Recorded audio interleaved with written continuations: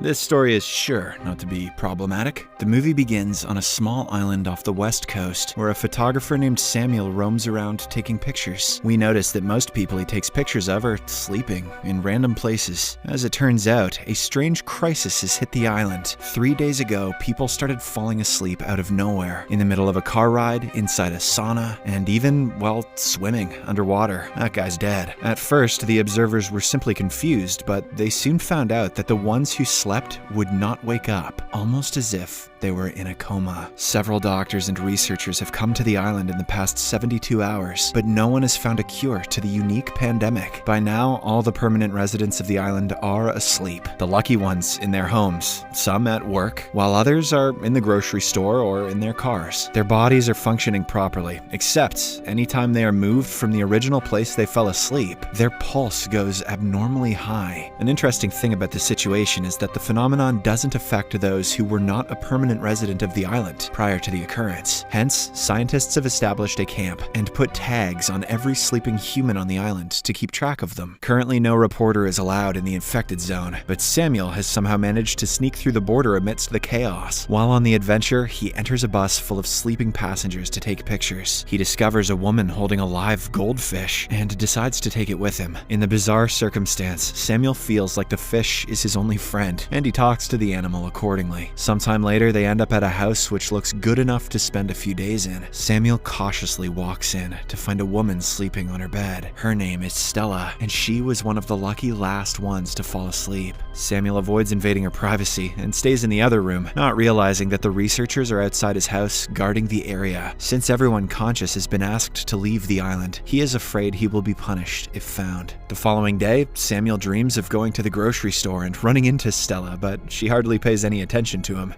Not even in his dreams. He is woken up abruptly when he calls her by her name, and she asks him how he knows it. A new day sparks a new adventure for Samuel as he talks to a sleeping Stella while listening to the news on the radio. The entire world is talking about the pandemic, and the bizarre controversies are starting to roll in. Laughing at them, Samuel decides to explore the island in the daylight. The first person he notices is a handyman stuck to a tree, sleeping peacefully. He also finds out the animals on the island are still alive, and wonders who is taking care of them. After about an hour of walking, he reaches the church where a large group of people are unconscious. Taking a few pictures, Samuel settles into a seat and falls asleep. In his dream, he and Stella are sitting opposite each other in a restaurant. They act like they have known each other forever and chat about what Samuel is doing on the island. Stella doesn't approve that he is taking advantage of the situation for money, but Samuel argues that he is there for the experience, not the money. Later the money maybe, but not now. Later on, he returns home and goes through Stella's belongings to find her daily journal. As he reads it, his connection to Stella gets stronger, and he continues dreaming about her. In the dream, she tells him that she was one of the last ones to get hit. The first person she saw falling unconscious was her piano teacher, who slept in the middle of a class. On being asked if she was scared, Stella replies that she was more confused. The doctors and researchers came, but only discovered that the people should not be moved from the places they fell asleep. Stella finds it funny that there is a chance her heart will explode if she gets up from her bed. Samuel says if she does that, his dick might explode too. Samuel then takes the opportunity to ask her how she felt when she fell asleep. Stella describes it as a surreal feeling. She had strange, vivid dreams and eventually got lost in them, not realizing that she was falling into a deep sleep. The scene then changes to the next day, and Samuel sets out on yet another adventure. He goes to a different neighborhood this time around and ends up seeing a car filled with balloons. While trying to take a picture of it, he notices the health workers nearby and has to run back home. The incident brings Samuel back to reality, and he decides to leave the island, having taken enough pictures. He wishes goodbye to Stella, packs his belongings, and goes to the shore where his boat is. However,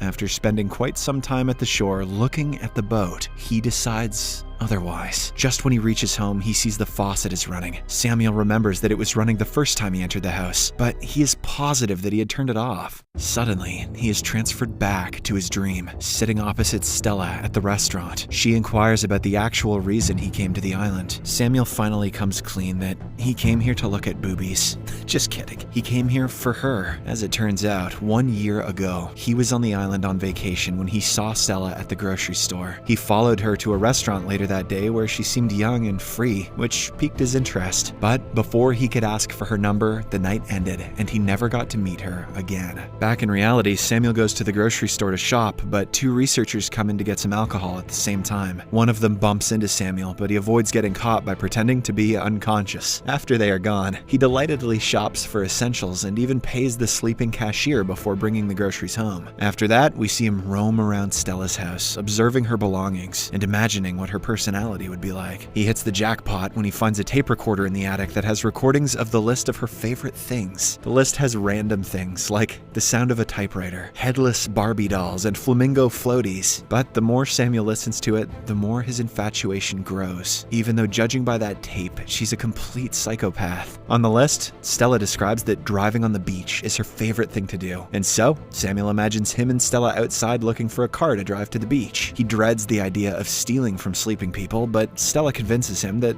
they are just borrowing it. They soon find a car they like and break into the owner's house to look for the keys. Samuel enjoys Stella's free-spirited nature and the fact that she's a criminal, and starts believing that she is more than just his imagination. A while later, he wakes up to the sound of a car outside and notices two health workers coming into the house for a weekly checkup. He hurriedly takes all of his belongings and hides in a closet, seconds before being caught. The workers check Stella for any abnormalities and leave not long after. Samuel spends the rest of his day laying beside Stella's bed and talking to her. Stella, I think I've gone insane. What's that? I haven't?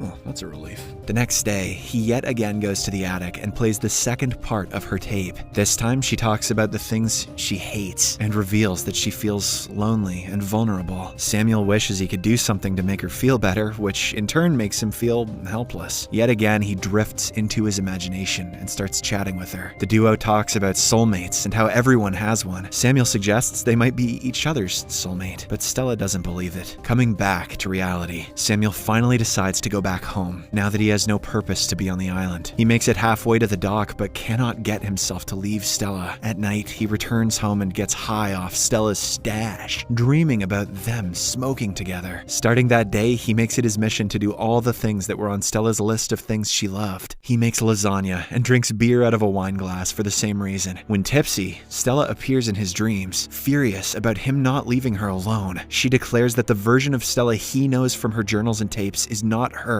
Samuel recognizes that she is right. After all, he has never talked to her in real life, and their relationship is entirely in his head. As he tries convincing himself coming to the island was not a mistake, Stella asks him to leave her alone and disappears into the darkness. In the following scene, Samuel once again decides to leave, but his journey is different this time around. He feels extremely thirsty on his way and gets strange hallucinations. To quench his thirst, he breaks into an apartment, but the more he drinks, the thirstier he gets. The walls start closing on him, filling him up with anxiety, which is when he realizes he is about to fall asleep like the others. As he tries his best to stay awake, he gets a call from imaginary Stella, who calls him back home. He suddenly wakes up and returns to her house in a hurry, asserting that if falling asleep is inevitable, he would rather sleep close to her. The next morning, to Samuel's utter surprise, he wakes up. However, he is unsure how long he can stay awake for. Taking the opportunity at hand, he writes notes for Stella in case she ever gets to read them. It takes him the entire day, and at the end, he too falls into a coma.